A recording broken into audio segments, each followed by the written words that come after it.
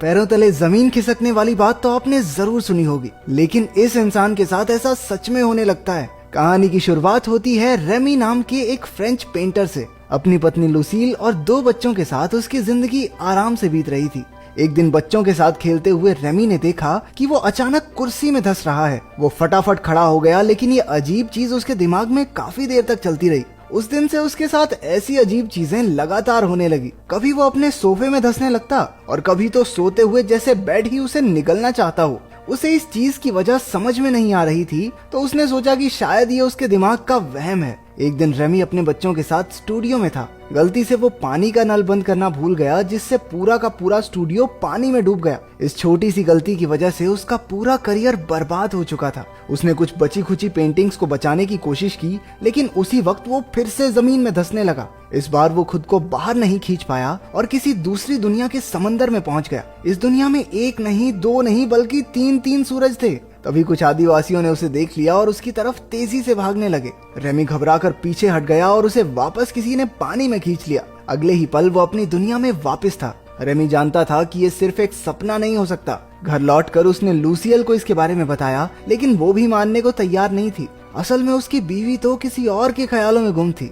लूसील को अपने boss doctor Geller से प्यार हो गया था और अब वो उसी के साथ रहना चाहती थी। एक ही दिन में रेमी अपने करियर के साथ साथ अपनी बीवी से भी हाथ धो बैठा था, मानो मुसीबतों का पहाड़ उस पर टूट पड़ा हो। रेमी ने फिर भी उससे शांति से बात करके प्रॉब्लम सॉल्व करने की कोशिश की, लेकिन लुसील तो डॉक्टर गेलर को उससे मिलाने के लिए घर ही ले आई थी। ये सब क्या चल रहा है? आशिक को पति से मिलाने घर ले आई? डर नहीं लगता इस औरत को? रेमी ने बिना कुछ कहे उन्हें अपनी मर्जी करने दी। उसने हताश होकर कहा कि वो कुछ ही दिनों में घर छोड़कर चला जाएगा।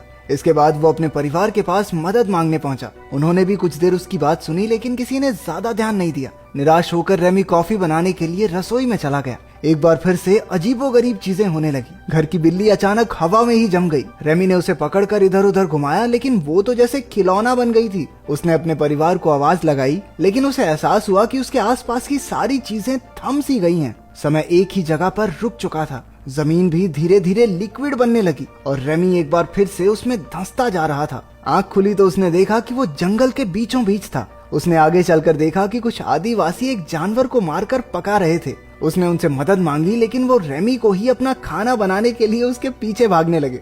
रेमी भी अपनी जान बचाने के लिए ट्रेन की स्पीड से भागा। कुछ ही देर में वो एक गांव में पहुंचा और एक गुफा में जाकर छिप गया। तभी एक जोरदार शक्ति ने उसे वापस खींच लिया और वो धड़ाम से अपने घर में जाकर गिरा।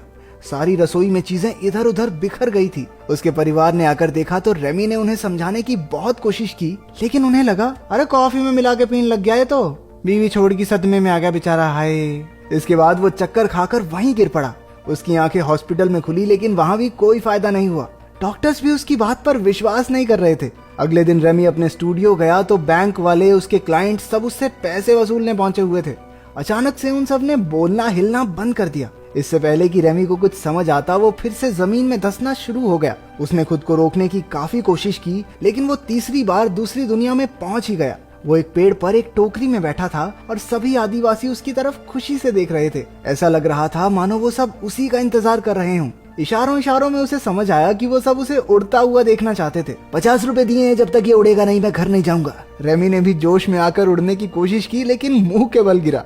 उन्होंने जबरदस्ती उसे एक हरे रंग का जादुई फल खिला दिया, जिससे अचानक वो एक दूसरे की बातें आराम से समझने लगे। फिर कबीले के सरदार ने उन्हें समझाया कि वो आखिर उनकी दुनिया तक पहुंचा कैसे। असल में सभी आदिवासी जोटैन नाम के एक भयानक राक्षस से परेशान थे। वो किसी को भी उठाता और मारकर खा जाता था।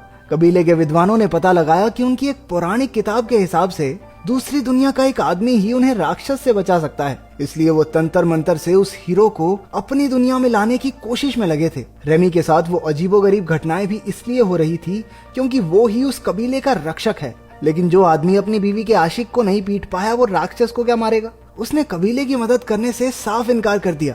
लेकिन आदिवासियों ने उसका मन बनाने के लिए उसे एक चट्टान से उल्टा लटका दिया। फिर उसे एक गुफा में रखा गया, जहां बैठकर उसे राक्षस से लड़ने का प्लान सोचना था। भूख लगने के कारण रेमी ने जैसे ही वहां रखा एक तरबूज उठाया, वो वापस अपनी दुनिया में पहुंच गया। इस बार उसने लोगों को अपनी कहानी बताई ही नहीं। वो जानता था कि कोई यकीन तो वैसे भी नहीं करेगा। इसके बाद वो एक लाइब्रेरी में जाकर अपनी मुश्किल का हल गूगल से पूछने लगा, लेकिन गूगल के पास भी इसका कोई हल नहीं था।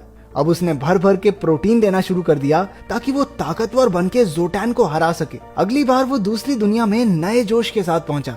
कबीले वालों ने उसे एक तलवार दी और जोटैन से बचने की तरकीब के बारे में पूछा। उसने सभी आदिवासियों को एक नए गांव में बसने को कहा और रास्ते में उनकी सुरक्षा करने का वादा किया। उनकी मान्यता थी कि जो भी गांव की सरहद के बाहर कदम रखेगा उस पर आसमान से बिजली गिर जाएगी।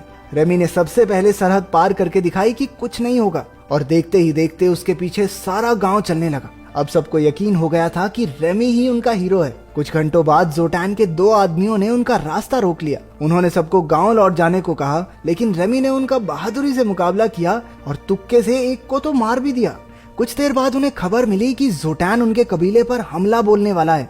अपनी दुनिया में वापस आकर रेमी ने युद्ध कला और इतिहास के बारे में किताबें पढ़नी शुरू कर दी। वो लड़ाई की टेक्निक्स और तरकीबों के बारे में पढ़ने और समझने लगा। उसे एहसास हुआ कि युद्ध जीतने के लिए लड़ने वालों में जोश जरूरी है। अगली बार जब वो उनसे मिला तो उसने एक जबरदस्त भाषण देकर उनमें अपने और अपने परिवार के लिए लड़ मिटने का जज्बा भर दिया। कबीले का हीरो होने की वजह से रेमी भैया को लड़कियों की कमी तो थी नहीं, लेकिन फिर भी वो किसी की तरफ आंख उठाकर तक नहीं देखता क्योंकि वो अभी भी अपनी पत्नी से प्यार करता था। कुछ देर बाद वो अपनी दुनिया में वापस आया और अपने बेटे के साथ थोड़ा समय बिताने लगा। जब रेमी कबीले में लौटा तो उसने देखा कि लड़ाई तो पहले ही छिड़ चुकी थी। वो लोग जोटैन की आर्मी से बुरी तरह हार रहे थे और लोगों को मरने से बचाने के लिए वो वापस उन्हें अपने ठिकाने पर ले आया।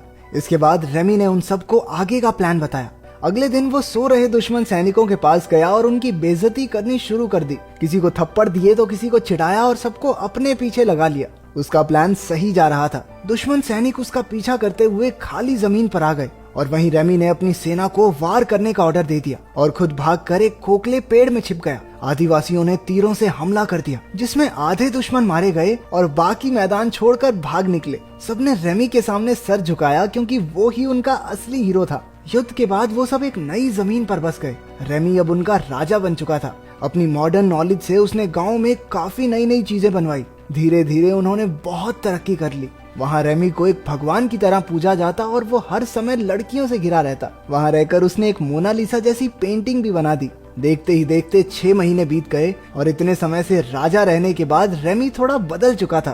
पहले वो लुसील के बॉयफ्रेंड गैलर से डरता था, लेकिन अब तो उसे देखकर गैलर के पसीने छूट जाते थे। एक दिन उन दोनों में हाथापाई भी हो गई और उसे पीट कर रेमी को बहुत शांति मिली। वक्त के साथ साथ रेमी की सफलता उसके सर पर चढ़ गई थी। वो अपने लोगों के साथ गुलामों जैसा बर्ताव करने लगा। लोगों ने कुछ महीनों तक तो चुपचाप उसके ऑर्डर्स माने, लेकिन बाद में उन्होंने उसके खिलाफ बोलना शुरू कर दिया। जब रेमी को इसकी भनक लगी तो उसने लोगों से बात करने की कोशिश की। उन्होंने कहा कि वो उनसे काम ज्यादा करवाता है और पैसे बहुत कम मिलते हैं। अब उन्हें आलीशान महलों की नहीं बल्कि लोगों की जिंदगी सुधारने की जरूरत है। रेमी ने उनसे समझौता करने की कोशिश भी की, लेकिन कोई फायदा नहीं हुआ। अब पानी उनके सर से ऊपर जा चुका था। विरोधियों ने उसे बंदी बनाकर गांव से बाहर फेंक दिया। इस घटना के बाद उसने अपना सबक सीख लिया था। अपनी दुनिया में वापस आकर रेमी ने एक दोस्त से मदद मांगी ताकि वो फिर से अपना स्टूडियो शुरू कर सके।